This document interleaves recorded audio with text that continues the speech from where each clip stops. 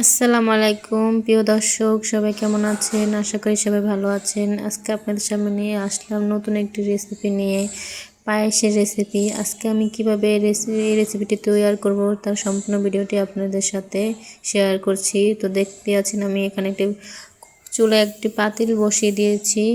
তো সেখানে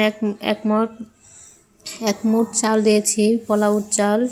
তো এখানে আমি চালটা ব্যবহার করেছি চাষি চিনি গুঁড়া চাল। তো এক মুঠ চাল দেওয়ার পর আমি 1 গ্লাস পানি দিয়ে দিলাম।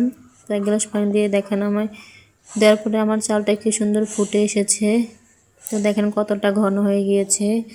তো ফোটার পরে চালটা অনেকটা ঘন হয়ে গেছে আর সিদ্ধ হয়ে গিয়েছে। তো আমি চামচ দিয়ে একটু ঘন ঘন নাড়াচাড়া দিচ্ছি যাতে কোনোভাবে লেগে না যায়, কারণ পোলাও চালটা যখন ঘন হয়ে যায় তখন খুব দ্রুত লেগে যেতে পারে। তো আপনারা এইভাবে পোলাও চাল দিয়ে পায়েস রান্না করবেন, আর এইভাবে রান্না করলে খুবই সুস্বাদু হয়। তো আমার পোলাও চাল সিদ্ধ হয়ে যাওয়ার পর তো আমি এখানে দিয়ে দিলাম 1 কাপ গরুর দুধ। এখানে ঠিক খাঁটি গরুর দুধটাই দিতে হবে। তো খাঁটি গরুর দুধটা দিলে খুবই মজা লাগে, পায়েসটা অসাধারণ লাগে খেতে। তো আমি আমার সংসারের জন্য, প্রত্যেকটা মানুষের জন্য এভাবে পায়েস রান্না করি। তো দেখেন আমি এনে 1 কাপ গরুর দুধ দিয়েছি, আর এখানে আমি আরও দিয়েছি তেজপাতা, গরম মশলা, দারচিনি আগে দিয়ে ফেলেছিলাম, তো সেটা আর ভিডিও করিনি। তো দেখেন আমার দুধটা উতরে গেছে। তো আমার উতরে যাওয়ার পর আমি এখানে 1 কাপ চিনি দিয়ে দিলাম। তো চিনি দেওয়ার পর দেখেন আমি একটু নাড়াচাড়া দিচ্ছি। তো এখন আমার পায়েসটা অনেকটা ঘন হয়ে যাবে আর দুধটা আর একটা কমে যাবে।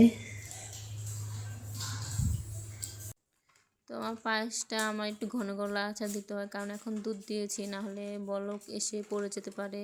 তো দেখেন কি সুন্দর একটা কালার, যখন দুধ দেওয়ার পর পায়েসটা কালারটা কতটা সুন্দর হয়েছে। তো আমি দুধ দিয়ে অনেকটা জাল করে নিয়েছি যাতে পায়েসটা খেতে খুবই মজা লাগে।